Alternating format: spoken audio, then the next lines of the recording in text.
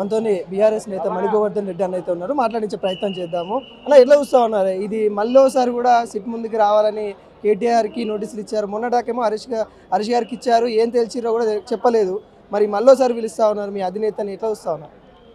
100% ముందుగా ఊహించిందే.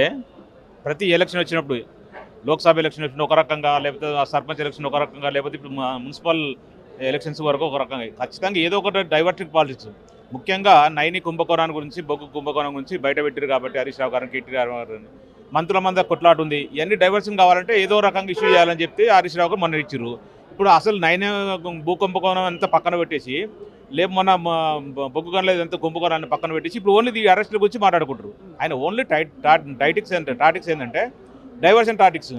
ఈ డైవర్షన్ వల్ల కొంచెం ఈ అసలు విషయాలు దొంగతనం బయటపడకుండా పబ్లిక్ మాట్లాడకూడదు కదా. అది హరీష్ రావు అరెస్ట్ చేస్తున్నట్టు, లేకపోతే కేటీఆర్ అరెస్ట్ చేస్తున్నట్టు అని చెప్పి ఈ కేటీఆర్ గారిని హరీష్ రావు గారు లేకపోతే అప్పుడున్న బీఆర్ఎస్ పార్టీని అభివృద్ధి చేసిందని చెప్పి మాట్లాడుకోవాలని చెప్పి ఉద్దేశంతో ఓన్లీ డైవర్షన్ పాలిటిక్స్ తప్ప ఇంకేం లేదు, ఇంతకన్నా ఏం లేదు. రేవంత్ రెడ్డి గారు జీవితకాలం ఇట్లా చేసుకుంటూ పోతాడు. ఈ 2 సంవత్సరాలు గడిచిపోయింది, ఇంకొక 3 సంవత్సరాలు ఇట్లే నడిపిస్తాడు తప్ప ఇంకా అంతకన్నా మించి చేసేది ఏం లేదు, పీకేది ఏం లేదు. 6 గ్యారెంటీల మీద ప్రభుత్వం ఎప్పటికప్పుడు ప్రతిపక్షంగా ఉన్న కేసీఆర్ గారు, కేటీఆర్ గారు, హరీష్ రావు గారు ఖచ్చితంగా మాట్లాడతారు కాబట్టి 6 గ్యారెంటీలు అమలు చేసే దిక్కు లేదు, ఆయనకు మొహం లేదు.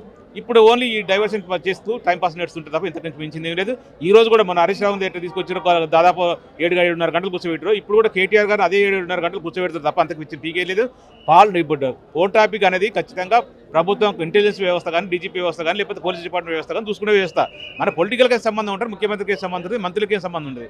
అది హరీష్ రావు గారు, కేటీఆర్ పోర్టుపోలియో కాదు, హోమ్ డిపార్ట్మెంట్ వీళ్ళకేం సంబంధం కావాలి ఇంటెన్షన్గా చేస్తుంది తప్ప ఇంతకు మించింది లేదు. ఓన్లీ రాజకీయ కక్ష సాధింపు. ఇలా రేవంత్ రెడ్డి గారు పీకేది లేదు, పొడిచేది లేదు, ఏం సాధించలేదు. ఓన్లీ పబ్లిక్ అంతా డైవర్షన్ చేసుకోవాలి. ఈ డైవర్షన్లో వాళ్ళ అవినీతిని కప్పిపుచ్చుకునే ప్రయత్నంలో భాగం తప్ప ఇంతకు మించింది ఏం లేదు. కేటీఆర్ అయిపోయింది, హరీష్ రావు అయిపోయింది, కేసీఆర్ కూడా నోటీసులు ఇస్తారు, కేసీఆర్ని కూడా విచారిస్తారు అనే వాదనలు కూడా బలంగా వినపడతా ఉన్నాయి. ఎట్లా చూస్తారు మరి బీఆర్ఎస్ అధినేతను కూడా నోటీసులు ఇచ్చి విచారణకు రావాలి అంటే ఎట్లుంటుంది పరిణామం? అన్న పిచ్చోని చేతుల్లో రాయి ఉంది. ఈ రాత్రి కూడా పిచ్చోని చేతులు రాయి ఎటు ఇస్తారో అది అర్థం కాదు కదా. ఇప్పుడు ఉన్న రేవంత్ రెడ్డికి ఊహించిన ఒక్కసారి మంత్రి కూడా కాని సందర్భం డైరెక్ట్ ఏకంగా ముఖ్యమంత్రి అయ్యిండు. ఏం చేయాలని అర్థం కావట్లేదు. పాలన పడకేసింది, 6 గ్యారెంటీలు అటకెక్కింది, 4 టైంలు పక్కన పెట్టించిండు. ఏం చేస్తే బాగుంటుంది, ఏం చేస్తే బాగుంటుంది, కనీసం పాలన మీద దృష్టి పెట్టట్లేదు. ఆయన కనీసం నేర్చుకోవాలని ఆలోచన కూడా లేదు రేవంత్ రెడ్డి గారికి. కనీసం గతంలో 10 సంవత్సరాల కేసీఆర్ గారు ముఖ్యమంత్రి ఉన్నప్పుడు ఎట్లా డెవలప్ చేసిండు, అసలు పర్ క్యాపిటల్ ఎంత డెవలప్ అయింది, లేకపోతే రాష్ట్రాన్ని ఎంత ఎదిగా డెవలప్ చేసిండు, లేకపోతే సంక్షేమ పథకాలు ఏమి ఇచ్చిండు, అభివృద్ధి ఎట్లా చేసిండని చెప్పి కనీసం మినిమం జ్ఞానం నేర్చుకోవాలని ఆలోచన లేదు.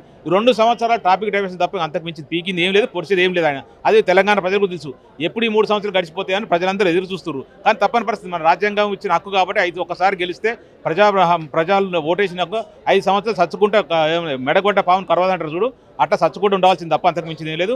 ఆయన ఎన్ని జిమ్మికలు చేసినా కూడా, కేసీఆర్ నోటీసులు ఇచ్చినా లేకపోతే ఇంకేం చేసినా కూడా ప్రజలంతా సిద్ధంగా ఉన్నారు. ప్రజలకు డెత్ వార్నింగ్ ఇచ్చి రెడీ ఉంది. ప్రజలు ఆయనకు బంధపెట్టి రోజులు రెడీ ఉన్నాయి. ఎంత చేసినా కూడా ఆయన ఏం పీకేది లేదు. ఎన్ని కేసీఆర్ గారికి ఇంకెవరికి ఇచ్చినా ఏం కాదు. దానివల్ల ఎవరికి ఏం లేదు.